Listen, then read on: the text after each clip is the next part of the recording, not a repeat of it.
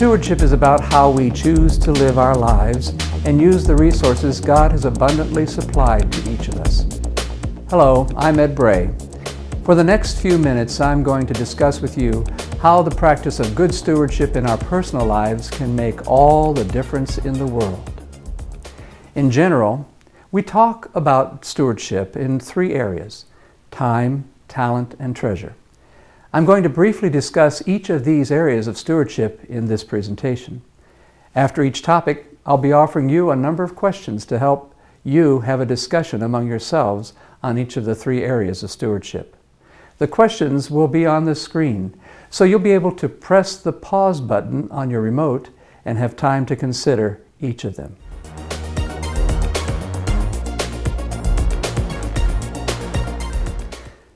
No one of the areas of time, talent, and treasure is more important than the other two. It just seems they are always grouped in that order. Time is most often thought of as the days, the hours, the minutes, and the seconds of our lives. The way time is measured is based on how fast the Earth rotates on its axis, which we call a 24-hour day, and how long the Earth takes to revolve once around the Sun, which we call a year. Time measured that way, however, only applies to our planet. When you break away from the Earth and move to other parts of our solar system, one day in the life of a different planet might equal a whole year in the life of planet Earth. So what do we mean when we apply the term time to one of the major areas of stewardship? What we're talking about is really the things we each choose to do with our lives until the day we die. Yes, until the day we die. You see, the gift of our lives, or as we normally say, the gift of our time, is a non-renewable resource.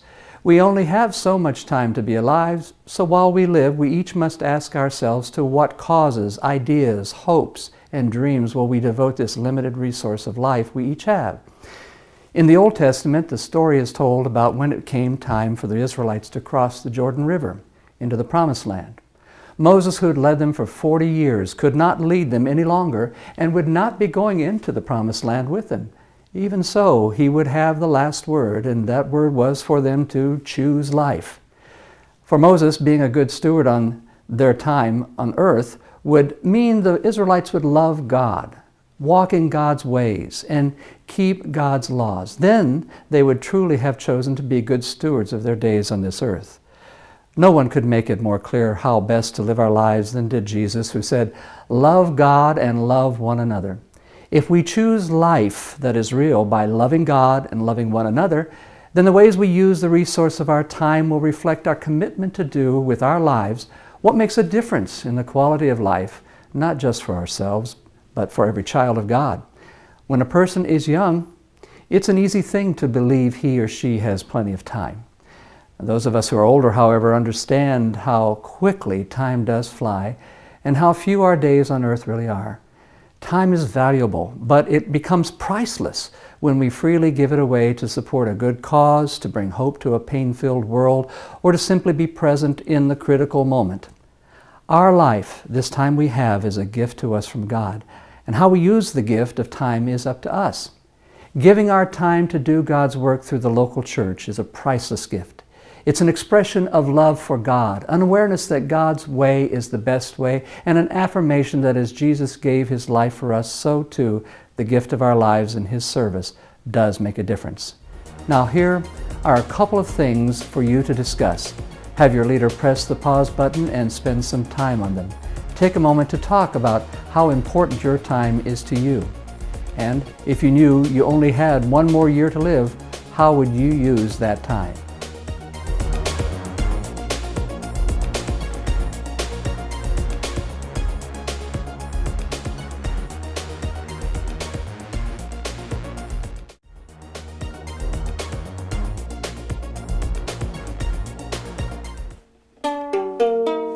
My dog has fleas. My dog has fleas. Talent. Some people are obviously born gushing with talent. Most of us, though, think we aren't very talented. Some of us believe we have no talent at all.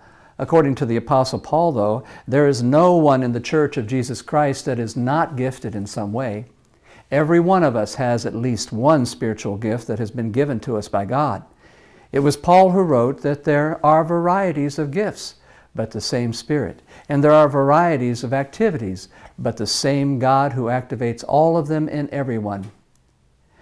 Paul even goes on to compare how all the gifts within the congregation can work together for the common good.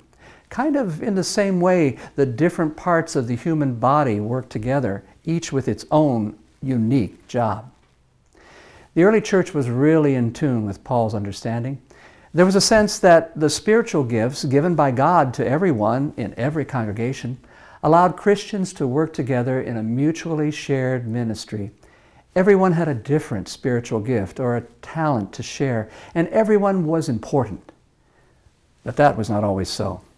Around the 2nd century of the Christian community's existence, things started to change. A hierarchical system began to develop, and with it was lost the idea of shared ministry among believers.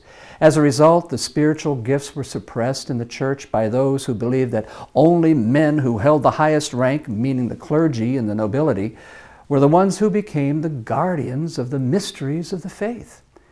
It was that way for nearly 15 centuries until reformers like Peter Waldo, John Huss, John Calvin, John Wycliffe, and the ever-popular Martin Luther came along. They protested the abuse and suppression of the gifts of the lay people within the church. And these reformers even insisted that all people who believe are the same as the priests, that there was such a thing as the priesthood of the believer. The Apostle Paul's teaching that we all bring unique gifts into the life of the church was being resurrected. Today, everyone's talents or spiritual gifts are again important in the life of the church. The Bible teaches that God gives these gifts to each one for the building up of the church. Interestingly, even in the scientific community, there is evidence being discovered that spirituality and the expressions of it through our gifts might prove to be connected to intelligence and thoughtfulness greater than we ourselves. Dr. Herbert Benson of Harvard Medical School has stated that perhaps the tendency of humans to worship and believe was rooted in our physiology, written in our genes, and encoded in our very makeup. Perhaps humans are, in a profound physical way, wired for God. Geneticist Dean Hamer wrote, "There is nothing wrong in postulating a specific genetic and biochemical mechanism for spirituality. If God does exist, He would need a way for us to recognize His presence." Biblically, and now scientifically, there is widening evidence that at any time God can infuse into any one of us the gifts and the talents needed to get the job of being Christ's church in the world done. Sure, some talents are more obvious than others. Most of them don't draw a great deal of praise. All of them, however, are necessary in the life of the church. We are called to be good stewards of the gifts and talents God has given us, to use them to glorify God through Christ's church in praise of our Creator. Now here are some things for you to discuss. Have your leader press the pause button.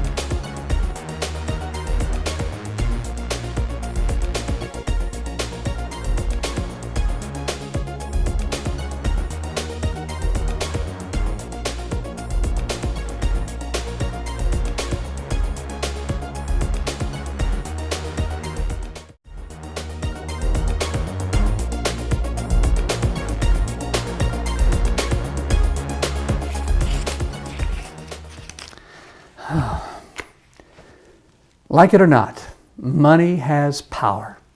The ability to use that power wisely is part of good stewardship. In our culture, there are many people who live their lives around the accumulation of wealth. Wealth in and of itself, however, is not a source of happiness, nor does it guarantee success in life. Jesus taught that where your treasure is, there will your heart be also. He also said that we cannot serve both money and God. The issue that is important then is when we are fortunate enough to possess such power, how shall we spend it? How shall we use it? Well, let's understand initially what the money we have really represents in the first place. Suppose you are a man who goes to work every day and you're paid $10 an hour. At the end of the week, you buy your groceries, you fill up the gas tank in the car, set money aside for your rent and your utilities, and maybe you tithe 10% to the church. With each bill you pay and each donation you make, you're giving up what is essentially your own blood, sweat, and tears that you traded to receive your pay. If you lay $40 in the collection plate, that represents 4 hours of your life that you labored. If you pay $400 rent, that is equal to 40 hours of your life traded to your employer to do for him what he wants you to do.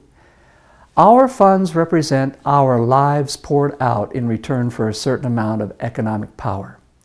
In the life of the church, the giving of money to help in such things as day-to-day operations and the different mission efforts that each church usually has is critical to the life of any congregation.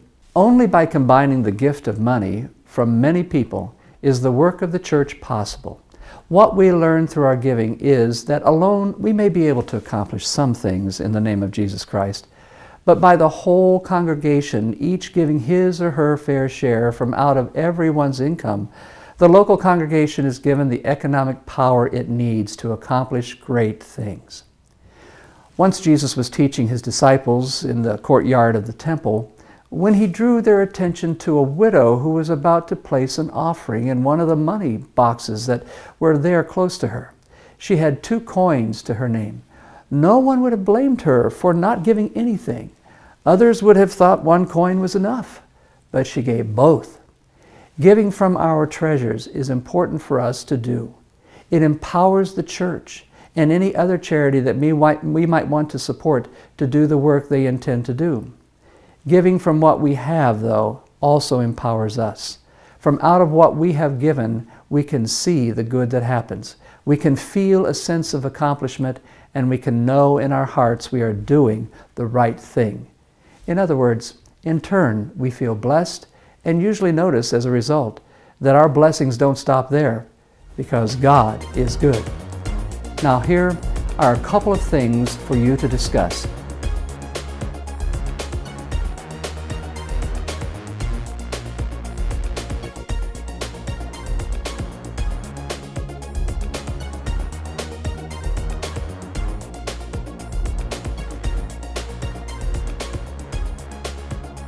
I hope this time we've spent together has been helpful to you and to your basic understanding of good stewardship. There is so much more relating to the stewardship of our resources of time, talent, and treasure that we could discuss. Perhaps what we've accomplished in this brief time together will be helpful to you in seeing how good stewardship is related to every part of our living and every resource that exists around us. May God's rich blessings be with you and with your congregation.